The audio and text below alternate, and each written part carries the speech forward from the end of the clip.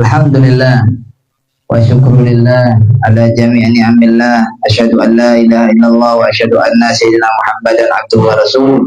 La nabiyya ba'da. Allahumma salli wa sallim ala sayyidina wa maulana Muhammadin madadikal jari wa jama'ani bihi fi kulli adwari wa ala alihi wa sahbihi ya nur. Alhamdulillah. Yang terhormat Syekhul Zaid yang telah membukakan pintunya untuk mengadakan Maulid Nabi Muhammad SAW. Insya Allah dengan niat-niatnya beliau dan juga dengan kehadiran semuanya yang hadir, insya Allah mengundang rahmatnya Allah Subhanahu wa Ta'ala yang terbesar, insya Allah.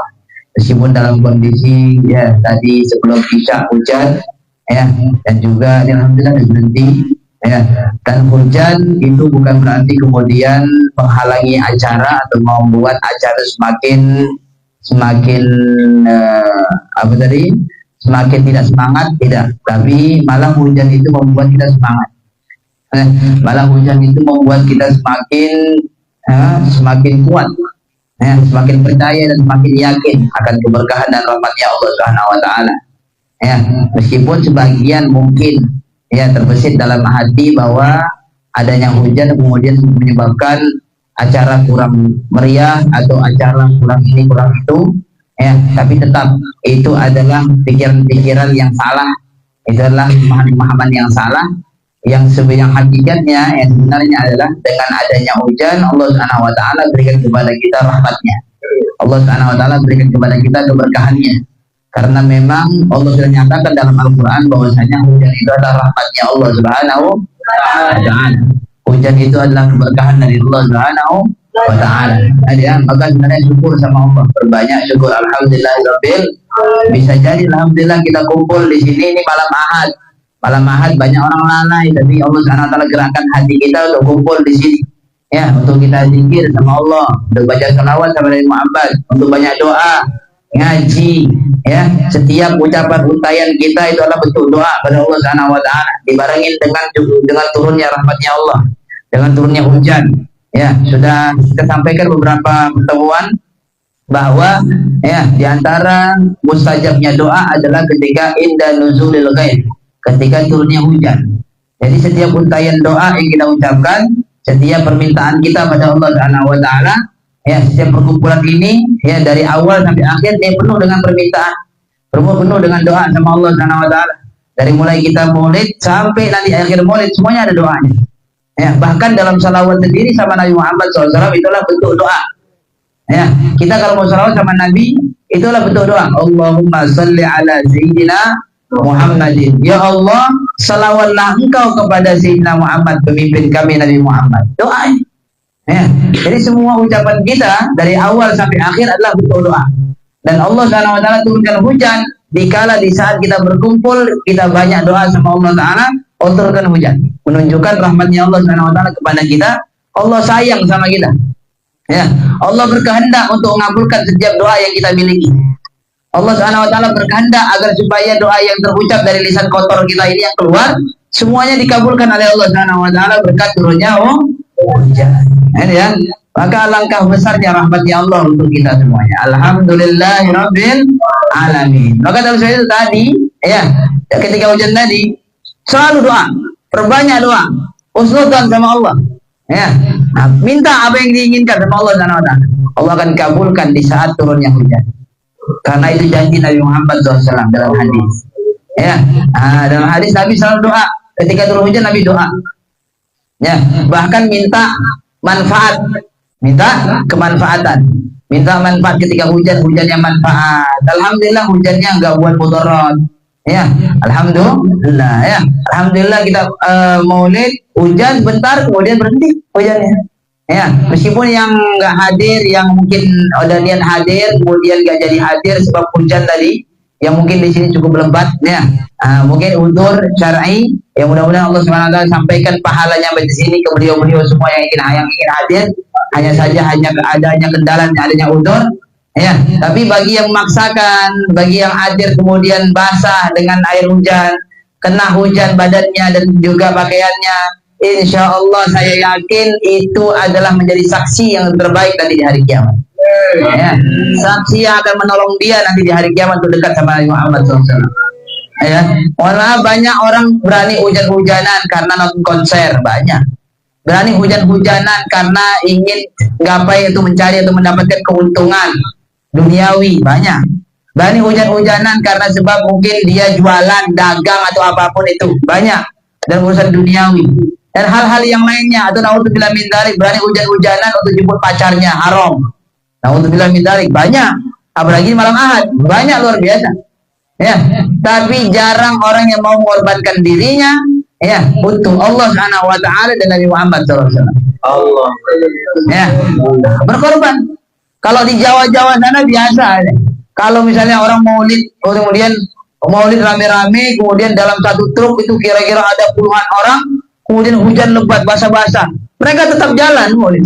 Ya, bahkan di saat maulid berjalan berlangsung dan acara berlangsung, ya, tempat terbuka, ya, kemudian turun hujan lebat, tak seorang pun di antara mereka yang pindah tempat duduknya. Tak seorang pun yang di antara mereka pindah posisi tempat duduknya. Ya, beda kalau kita di Medan. Kena hujan sedikit, ini dari titik langsung pindah kemana-mana. Ya, meskipun ya dengan kadarnya masing-masing lah ya. Boleh saja untuk menyingkir segala macam. Tapi gimana tuh ya? Keteguhan mereka tuh. Ini udah dapat asupan dari kiai-kiai mereka. Gimana istiqomah dan juga gimana kokohnya, teguhnya hati. Ya, dalam majelis, dalam pengajian, dalam tempat-tempat yang baik.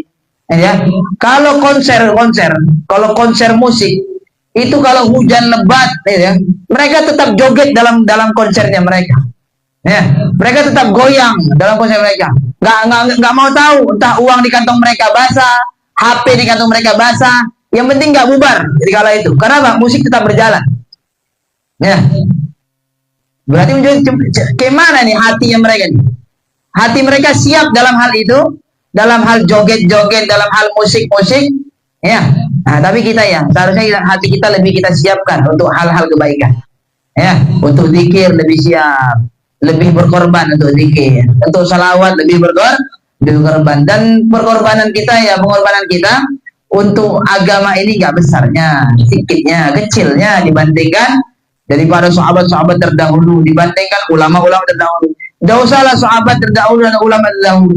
Dibandingkan orang-orang santri-santri Jawa, saya kadang nggak seberapa pengorbanan kita. Ya, maka insya Allah meskipun ada yang sebagian daripada ashab, kawan-kawan yang mundur hadir, ya, nah, insya Allah mudah-mudahan pahalanya tetap hadir, tetap datang insya Allah ke mereka, insya Allah. Tapi yang berusaha untuk hadir dengan basa-basa, ya, dengan kehujanan, insya Allah pahalanya 2 kali lipat.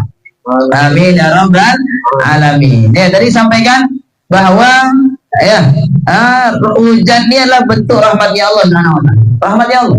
Allah sendiri menyebutkan dalam Al-Qur'an bahwasanya hujan rahmatnya Allah Subhanahu wa taala. Sama juga. Ya. Hujan juga disebutkan dalam Al-Qur'an adalah berkahnya Allah Subhanahu wa taala. Berkahnya Allah. Allah menyebutkan dalam Al-Qur'an. Enggak disebutkan wa huwallazi yunazzilul ghaitha min ba'di ma qanatu. Wa yansuru rahmatah wa huwal waliyyul hamid. Allah menyebutkan dalam surah Al-Quran, ya, dialah zat yang telah menurunkan ghaib, menurunkan hujan. Nah, ya, mimba di makonatu, setelah mereka putus asa, banyak yang putus asa, sebab turunnya hujan, kemudian mereka bangkit lagi semangatnya. Ya, harapan mereka bangkit kembali. Ya, orang kalau nggak hujan panas-panas aja, rasanya aduh, panas-panas saja ya, panas sekali pun, malas keluar, malas aktivitas, malas. Kalau berharap ya, andai saja hujan, andai hujan turun, nah, ya, berandai-andai coba ya hujan. Ketika hujan turun, bangkit semangat mereka. Oh, senang, ya, senang dengan turunnya hujan. Kemudian Allah menyebutkan wa yansyuru rahmatah, dan Allah Subhanahu wa taala membagikan atau menyebarkan rahmatnya Allah Subhanahu wa taala. Apa itu? Hujan tadi. Wa yansyuru wa huwal waliyyul hamid. Ya. Nah, maka hujan adalah rahmatnya Allah Subhanahu wa taala. Dan hujan adalah berkahnya Allah. Ya, hujan dan rahmatnya Allah tadi sampaikan, rahmatnya Allah. Ya. Kita ini kemana-mana cari rahmatnya Allah. Kemana-mana cari rahmatnya Allah. Ya. Siapa yang nggak kepingin rahmatnya Allah? Semua ingin rahmatnya. Bahkan masuk surga sekalipun itu birahmatihi, dengan berkat rahmatnya Allah Subhanahu wa taala, bukan dengan berkat amal. Ya. Bukan karena sebab banyaknya amal, berbuat amal soleh kita, tidak. Tapi dengan rahmatnya Allah Subhanahu wa taala bisa kemudian masuk surga. Ya. Hujan rahmatnya Allah. Allah Maha Rahmat Maha Rahim. Bismillahirrahmanirrahim. Rahman Rahim sama maknanya. Ya. Meskipun sama maknanya tapi menunjukkan maknanya luas. Sehingga dua kalimat sama arti tapi ya masih maknanya berbeda, sama sebenarnya artinya sama. Dari rahimah juga. Ya, gimana rahmatnya Allah Subhanahu wa taala yang sangat besar untuk hamba-hambanya. Allah Maha Rahman, Maha memberi kasih sayang. Ya, hujan, ya, itu adalah bagian rahmatnya Allah Subhanahu wa taala. Ya, dan kita kumpul di sini adalah untuk salawat. Salawat itu siapa kira? Nabi Muhammad SAW. Nabi Muhammad itu siapa? Rahmat yang terbesarnya Allah Subhanahu wa taala. Wa ma arsalnaka illa rahmatan lil alamin. Jadi rahmatnya Allah sudah berkumpul sama kita. Ya. Kita ditimpa dengan rahmatnya Allah, di balik rahmatnya Allah, di atas rahmatnya Allah. Ya. Bertubi-tubi kita diberikan oleh Allah Subhanahu wa taala rahmatnya Allah Subhanahu wa taala. Alhamdulillahirabbil. Tapi bagi orang yang paham, yang nggak paham nggak ngerti. Ya, yang nggak paham dia kemudian dia anggap ini hal yang biasa saja.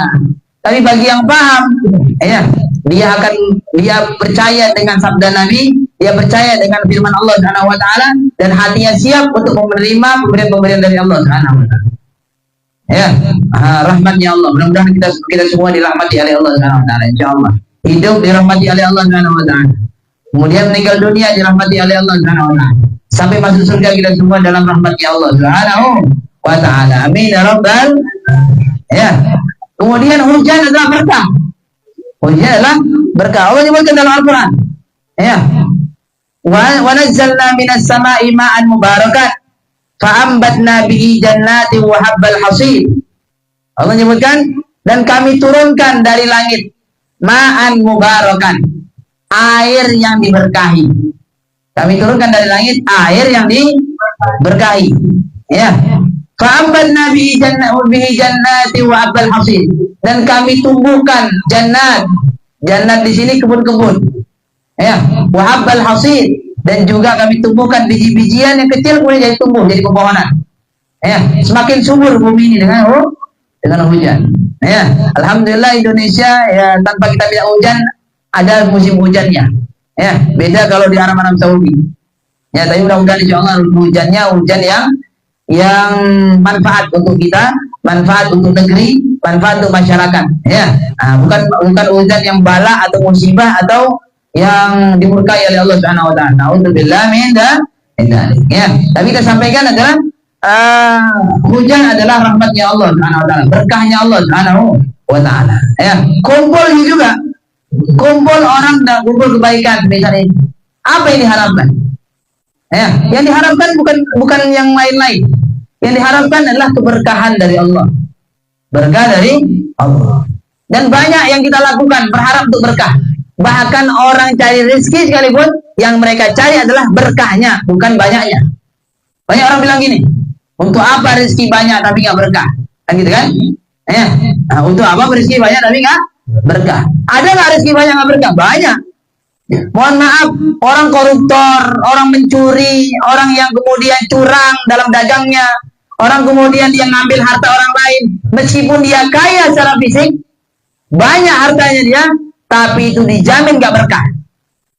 Ya, berapa banyak mohon maaf orang yang kaya raya, dia kaya raya karena sebab kekayaannya karena keharaman. Ya, banyak berbagai macam bertubi-tubi bala bencana yang hadir sama dia. Ya, anaknya dikasih penyakit yang penyakitnya payah untuk disembuhkan, menghabiskan uangnya sampai jutaan, miliaran, sampai triliunan. Ya, terjadi lagi kepada rumah tangganya begini dan begitu. Terjadi lagi punya musibah bencana pada rumahnya dan macam-macamnya. Ya, naudzubillah min dzalik. Ya, enggak berkah, tidak berkah. Gal ada satu orang raja, dia hidupnya hidupnya itu pusing kali, hidupnya merasa kemudian nggak tenang. kemudian dia di saat dia berada di dalam istananya di lantai sekian, kemudian dia lihat dari jendela istananya dilihat orang beliau. Dia nggak tenang nih hidupnya. Padahal penuh dengan kekayaan, uang banyak, dayang-dayang banyak, prajuritnya banyak, mau butuh apa makan apa bisa. Tapi kemudian ini dia dari kejauhan. Dan entah kenapa pun hatinya merasa gelisah saja, nggak tenang hidup. Ya, kemudian dilihat dari kejauhan dari balik jendela ada orang yang singgah di pohon. Singgah di pohon, dia keluarkan makanan, ya, dia makan roti sebiji, makan, kemudian dia minum air seteguk, kemudian dia bisa tidur di bawah pohon. Ini raja dari kejauhan nengok, segampang itu dia tidur. Aku tidur mesti pakai obat tidur, ya, aku mesti tidur mesti dipakai AC, aku mesti tidur mesti pakai kipas angin yang mahal, aku mesti tidur mesti dipakai dikemas sama dayang-dayang. Itu pun payah tidur. Nah, ya. Ini segampang itu di bawah terik panas matahari, dia berada di bawah pohon yang rindang, habis makan roti, kemudian minum air, bisa tidur. Kemudian dia suruh, karena heran dari ini, takjub ini si raja sama orang tersebut, dia suruh prajuritnya untuk tangkap orang itu. Ya, ambil tuh orang, tangkap orang itu, bawa ke sini. Ya, ketika itu berjalanlah tadi itu, jalanlah pasukan tersebut, didatengin itu pohon, ditangkap orang tadi. Lagi tidur enak-enak dibangunin. Ya, ditangkap, kemudian dibawa ke istana. Kemudian disambi di hadapan depan raja, kemudian pemuda mengatakan, "Wahai raja, apa salahku sama engkau? Kenapa aku lagi tidur-tidur kemudian kau tangkap pula? Ya, salah apa aku selama ini sama engkau?" Ya, kemudian kata raja, "Kau nggak salah. Terus kenapa kau tangkap?" Ya, katanya si raja, "Aku heran saja sama dirimu. Kenapa kau heran? Enak kali hidupmu. Kau penuh dengan keterbatasan. Ya, hartamu nggak ada. Ya, kau kemudian bisa makan sedikit, kemudian minum, bisa tidur. Sedangkan aku punya kekayaan besar ini, rumah besar, ya, berbagai macam fasilitas oleh Allah. Aku bersyukur dengan Allah berikan kepadaku satu roti, potong roti. Dan aku bersyukur kemudian aku bisa minum dengan seteguk air. Ya, dan aku alhamdulillah bisa tidur. Bisa tidur. Ya, karena syukur kemudian bisa menyebabkan ketenangan hati. Tenang, bisa nyenyak tidur. Ya. Nah, kalau koruptor tuh banyak uangnya 700 sekian triliun, tapi nggak bisa tidur. Ya, mesti sewa orang untuk jaga-jaga, ada nggak polisi datang. Ada nggak KPK datang?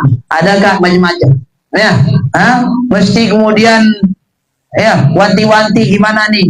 Ya, apa tadi itu uangku apakah nanti disita atau gimana? Gitu ya. Nauzubillah nggak tenang hidup. Yang lebih tenang adalah meskipun harta nggak seberapa, meskipun harta yang nggak sedikit kali ya, ya sederhana lah ya. Ya, yang diminta cukup insya Allah, yang diharapkan cukup, yang dibutuhkan cukup ya. Mau beli rumah cukup, mau beli mobil cukup, mau beli kereta baru cukup, mau naik pesawat cukup, yang penting cukup aja lah. Yang penting cukup ya, cukup dari Allah Subhanahu wa taala dah. Tenang, syukur sama Allah Subhanahu wa taala. Ya, ini juga Maulid ya. Berapa yang hujan ya, bisa hadir, alhamdulillah, tenang, cukup dah. Ya, nggak merasa gelisah, tenang hati, tumaknina, ya, tenang dalam zikir, tenang dalam salawat kepada Nabi Muhammad sallallahu alaihi wasallam. Ya kan? Berkah. Ya, kita yang kita butuhkan adalah berkah dari Allah Subhanahu wa taala. Ya, Allah yang Maha memberikan berkah. Hujan yang Allah berikan adalah berkah untuk kita. Yang paling pintu terbesar, gudang terbesar berkahnya Allah Subhanahu wa taala adalah Nabi Muhammad sallallahu alaihi wasallam. Ya, dengan salawat berkah. Dengan salawat berkah. Kan ya? Bahkan orang tua kita dulu sering nyuruh banyak salawat biar berkah. Ya. Enggak disebutkan dalam riwayat makanan yang ada salawatnya diselawatin berkah makan. Ya, rumah yang dibaca salawat berkah rumah itu. Ya, anak yang dibaca salawat berkah anak tersebut. Ya, keluarga yang bersalawat, keluarga tersebut, suami istri salawat berkah keluarganya. Ya, berkah rumah tangganya. Gitu. Ya, tapi kalau udah dari dengan salawat menjauh, dengan zikir menjauh, nggak ada kemudian di rumahnya nggak ada salawatnya, nggak ada zikirnya, anak-anak nggak diajak zikir dan salawat, ya jauh dari berkah, jauh dari berkah. Ya, perhatikanlah, perhatikan. Mohon maaf, saya nggak menfonis macam-macam, enggak. Ya, nggak mau orang, tapi perhatikanlah. Orang kalau sudah jauh dari zikir dan salawat, ya, itu selalu masih macam-macam masalahnya datang. Ya, macam-macam masalahnya datang. Tapi kalau lebih dekat dengan salawat, betul ada masalah, betul kita nyatakan, kita akui adanya masalah. Tapi masalahnya selesai. Ya, masalahnya cuma selesai. Tapi kalau udah jauh dari Nabi, jauh dari Allah, maka ya masalah itu terus datang. Ya, sulit dan sulit untuk dipecahkan masalah tersebut. Na'udzubillah min dzalik. Mudah-mudahan Allah Subhanahu wa taala kasih rahmatnya pada kita semuanya. Allah Subhanahu wa taala turunkan keberkahannya kepada kita semuanya. Insyaallah senantiasa Allah Subhanahu wa taala dekatkan kita ya dengan sumber yang paling berkah, yaitu Nabi Muhammad sallallahu alaihi wasallam. Sumber rahmatnya Allah Subhanahu wa taala yang terbesar adalah Nabi Muhammad sallallahu alaihi wasallam. Amin ya rabbal alamin. Ya, lanjutin dari kitab ini yang dipelajarin. Terakhir dalam sabda Nabi Muhammad SAW, masih dalam pembahasan Nabi Fadilatul Iqlal minal akli wan naumi war raha. Ya, menyedikitkan makan, menyedikitkan minum, menyedikitkan juga istirahat, tidur, gitu ya. Jangan banyak tidur, ya. Menyedikitkan makan, menyedikitkan tidur, dan juga menyedikitkan santai-santai. Berikutnya sabda Rasulullah SAW, qala Rasulullah sallallahu alaihi wasallam, Rasulullah bersabda, as-subhatu bi dhammi shad al-muhmala aw bi fathiha fasukunun muwahhada ay an-naum awwal an-nahar. Subha, tidur di pagi hari. Kata Nabi SAW, tidur di pagi hari tamna'ur rizqa, itu dapat mencegah rezeki datang dari Allah Subhanahu wa taala. Tidur pagi. Ya. Nah, tidur pagi itu dapat menyebabkan rezeki itu tercegah dan untuk datang, terhalang rezeki tadi untuk datang. Ya, jauh rezeki kalau tidur pagi. Ya, mana batasnya? Kalau disebutkan batasnya adalah dari sholat subuh, ya, sampai dari subuh sampai kemudian terbitnya matahari. Itu jangan tidur. Kalau tidur, ya, jauh rezeki. Ya, bahkan putrinya Nabi Muhammad SAW, Sayyidah Fatimah Zahra, pernah habis sholat subuh mungkin kecapean. Sayyidah Fatimah itu istri yang paling solehah, wanita yang paling suci, ya, pemimpinnya para wanita di surganya Allah Subhanahu wa taala. Ya, tapi beliau kesehariannya beliau masak sendiri, beliau nyapu sendiri, beliau buat gandum sendiri, beliau giling gandum sendiri, sampai disebutkan tangannya Sayyidah Aisyah, Sayyidah Fatimah itu kasar karena sebab menumbuk gandum. Numbuk kan? Jadi capek hari-hari. Ya, khidmah pada suaminya, khidmah untuk anak-anaknya, capek, kerjanya berat Sayyidah Fatimah. Ya, bahkan pernah Sayyidah Fatimah itu minta pembantu sama Nabi. Minta supaya diberikan pembantu satu supaya bisa membackup urusan rumah, bisa membersihkan urusan rumah lah. Ya, kemudian Nabi ketika datang Sayyidah Fatimah Zahra, ya, kemudian Sayyidah Fatimah mau menyampaikan sesuatu karena Nabi setelah pulang daripada peperangan yang menang kaum muslimin, banyak daripada harta ghanimah, banyak harta ghanimah. Ya, bisa aja kemudian Nabi memberikan satu pembantu untuk Sayyidah Fatimah. Ketika mau menyampaikan Sayyidah Fatimah segan mau menyampaikan, ya, minta membantu. Ya, kemudian Nabi mengatakan, "Wahai Fatimah, maukah aku ajarkan engkau bahwasanya, ya, aku ajarkan pada engkau amalan yang mana amalan ini lebih baik daripada pembantu." Ya, lebih baik daripada. Padahal Sayyidah Fatimah udah mulai malu-malu mau menyampaikannya, tapi disuruh sama Sayyidina Ali, minta sama ayahmu. Ya, banyak dari harta rampasan perang. Ada budak-budak yang sekarang ini bisa digunakan untuk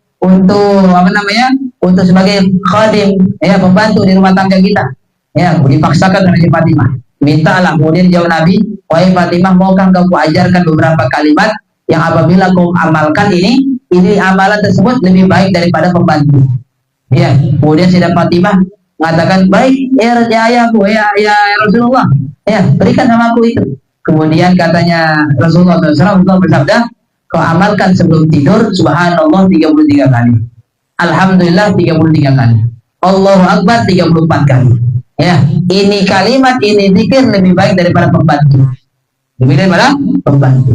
Ya, Sayyidah Fatimah baca didikan Rasulullah SAW. Lebih percaya dia dengan amalan-amalan dibandingkan hal-hal yang zahir. Ya, lebih percaya dengan amalan-amalan. Kalau kita kan amal-amalan aja, kerjalah, amal-amalan aja, berbuatlah, amal-amalan aja, kan gitu ya. Kadang kita bantah. Ya, tapi Sayyidah Fatimah itu didikan Nabi, gak pernah bantah. Ya, selama itu adalah dari Rasulullah SAW, beliau percaya total. Ya, beliau ambil katanya, itu zikir adalah lebih baik daripada pembantu. Dan ternyata betul. Ya, diamalkan sepanjang zaman oleh para ulama bahwasanya zikir ini secapek apapun, ya, sebanyak apapun aktivitas kita dalam sehari-hari, capek luar biasa, kau baca tadi subhanallah 33 kali, alhamdulillah 33 kali, Allahu Akbar 34 kali, ya, maka besok bangun sebelum subuh semuanya badan enteng dan enak badannya. Ya, enteng dan enak. Gak ada kemudian capek lagi, kemudian hilang semua capek. Hilang semuanya. Gitu ya. Zikir. Kalau misalkan disampaikan lah, Sayyidah Fatimah Zahra. Beliau kerja sendiri. Beliau urus rumah tangga sendiri. Tapi beliau nggak tadi sampaikan Sayyidah Fatimah Zahra karena capeknya pada suatu kali Sayyidah Fatimah kemudian tidur sebelum ketika habis sholat subuh. Nah, beliau tidur. Ya, setelah sholat subuh beliau tidur karena kecapean. Beliau tidur. Ya, kemudian habis sholat subuh, Nabi pulang dari masjid, ditengok Sayyidah Fatimah kemudian tidur. Nabi bangunin Sayyidah Fatimah. Ya, meskipun itu anaknya beliau, wanita termulia. Ya, padahal paling capek. Kalau sekiranya boleh dimaklumin, rasanya yang paling bisa dimaklumin adalah Sayyidah Fatimah. Karena Sayyidah Fatimah capek. Rasulullah bangunin. Rasulullah bangunin pakai kaki, dibangunin. Ya, kumi ya Fatimah, bangun wahai Fatimah. Ya, fashhadi, saksikan bahwasanya ini saat ini, waktu ini adalah waktu Allah Subhanahu wa taala sedang bagi-bagian rezekinya pada hamba-hambanya. Kalau tidur nggak dapat. Kalau tidur nggak dapat. Ya, kalau tidur pagi, subuh tidur, mana mudah berezeki. Pantesan melarat, pantesan susah. Tengok itu ya, tengok itu orang dagang di pajak itu, ya di pajak.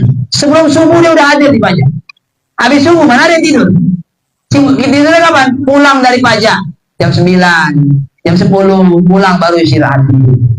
Ya, jadi berkah rezekinya karena nggak tidur setelah subuh itu. Ya, enggak sebutkan katanya Al Habib Muhammad.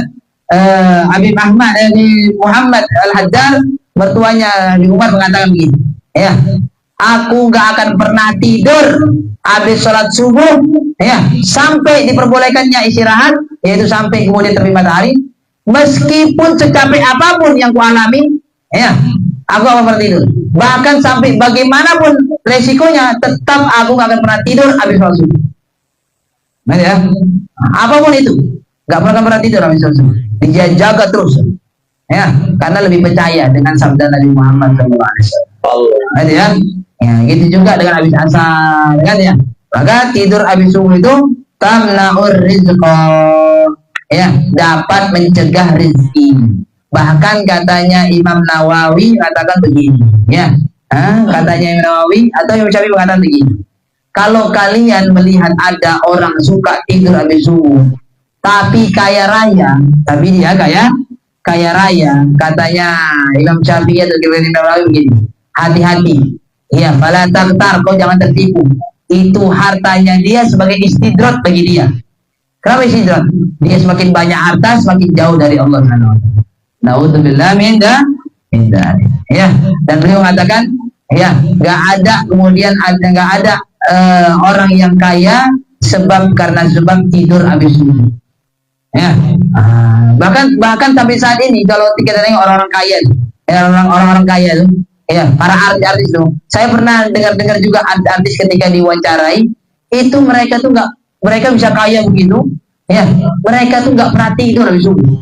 Habis subuh tuh harus ada kegiatan, entah bersihkan rumah, padahal dia punya pembantu, bersihkan rumah, inilah segala macam lah. Yang penting habis subuh tuh jangan tidur. Ya, itu punya kebiasaan mereka begitu. Pantaslah orang Allah kasih, ya, Allah kasih harta, Allah kasih dia kemudian kemurahan dalam rezeki. Kalau disebutkan as-subhatu tidur habis subuh tamnaur rizqa, dapat mencegah rezeki. Allah atau sebagian rezeki, tamnaul barakata minhu, atau dapat mencegah keberkahan rezeki. Ya, memang hartanya banyak, tidur habis subuh dia, hartanya banyak, tapi nggak berkah. Lagi-lagi nggak berkah. Gala li'annahu waktu zikri wal fikri wa tafriqatil arzam. Karena di waktu pagi itu adalah waktunya zikir, waktunya berpikir, dan waktunya waktunya bagi-bagi rezeki al-hissiyah wal ma'nawiyah, baik secara zahir ataupun batin. Rezeki zahir itu rezeki kalau ulum wal ma'arif, seperti ilmu kemarifatan, ya. Maka itu para ulama-ulama itu nggak ada tidur pada subuh, karena di saat itu dia kepingin lebih banyak makrifatnya dengan Allah Subhanahu wa taala. Rawahu Abdullah bin Imam Ahmad bin Adi al-Baihaqi an Utsman wal Baihaqi an Anas bi isnadin dhaif, dengan sanad dhaif. Berhasil itu sabda Rasulullah SAW, tidur pada subuh itu dapat mencegah rezeki. Maka jangan salah tidur habis subuh, ya. Jangan tidur habis subuh. Kan nggak usah keberkahan itu, ya kan. Keberkahan itu orang yang tidur agak tidur pada subuh, yang dia bangun ada aktivitas apalagi zikir, ya, diberkahi oleh Allah Subhanahu wa taala rezekinya. Ya, enggak usah untuk manusia, untuk hewan kadang sekalipun, untuk hewan pun nampak berkahnya. Ya, tengok ayam. Ayam bangun jam berapa? Ya, ayam tuh lebih awal bangunnya dibandingkan kita. Jam 3 udah ada yang berkokok. Ya, meskipun dalam kitab Aswatul Hayawanat, Aswatul Hayawan, suara-suaranya hewan, pada disebutkan suara ayam itu kalau berkokok itu menunjukkan dia melihat malaikat turun. Ya, dia melihat malaikat turun, sehingga ketika malaikat turun dia berkokok. Ya, beruntunglah orang yang ketika malaikat turun kemudian dia dalam doa, dalam kondisi dia doa, dalam kondisi dia sholat, dalam kondisi dia munajat sama Allah Subhanahu wa taala. Ya, karena kalau bukan ayam itu kalau udah berkokok di, misalnya contoh jam 3 dia berkokok, ya, besok juga jam 3 tepat waktu, padahal dia nggak punya alarm, tapi tetap tepat waktu, ya, pokoknya tetap, ya, sampai hewan ayam ini dia bangunnya subuh, pagi dia subuh dia bangun, kemudian pagi cari makan, ya. Pernah kira-kira nengok ayam tidur habis subuh? Ada kan? Ayam mau mati lah mungkin itu, ya. Ayam mau mati, ya. Rata-rata ayam nggak ada yang tidur habis subuh, ya. Meskipun ya kadang istilah tidur ayam itu tidur gimana, tidur ayam cuman terpejam bentar dah bangun, ya. Itu tidurnya ayam, ya. Tapi ayam itu tetap tidur, tapi subuh untuk pagi dia nggak tidur, sehingga tengok di pasar mau berapa juta ayam dipotong, tetap besok masih ada ayam, ya. Padahal sekali bawa satu pickup tinggi itu ayam kan yang dipotong-potong tuh tinggi, itu isinya sampai kadang 1000 ekor. Itu satu pajak, anggaplah satu pajak 1000 ekor. Sedunia ini berapa pajak, ya? Berapa banyak pajak di dunia ini, ya? Berapa juta ekor yang dipotong setiap harinya. Tapi besok masih ada ayam, ya. Besok lagi ada lagi ayamnya, berkah, ya, berkah. Beda kalau satu lagi hewan yang suka tidur ketika pagi subuh, ya. Apa itu hewan? Hewan anjing, guguk, ya. Itu suka tidur tuh subuh. Dia kalau malam gonggongin orang aja, ya. Pagi tidur, ya. Saya nggak mengatakan yang tidur pagi itu enggak, cuma jangan sampai kemudian niru. Naudzubillah min dzalik, ya. Walhasil itu tengok, ya. B1 itu, ya. Guguk itu tidurnya pagi, malam begadang, pagi tidur. Siapa tuh kira-kira tuh? Malam begadang, pagi tidur, malam keliruan, nonton bola, keliruan kemana-mana segala macam, pagi tidur, ya. Udah persis lah kayak itulah. kayak guguk ya.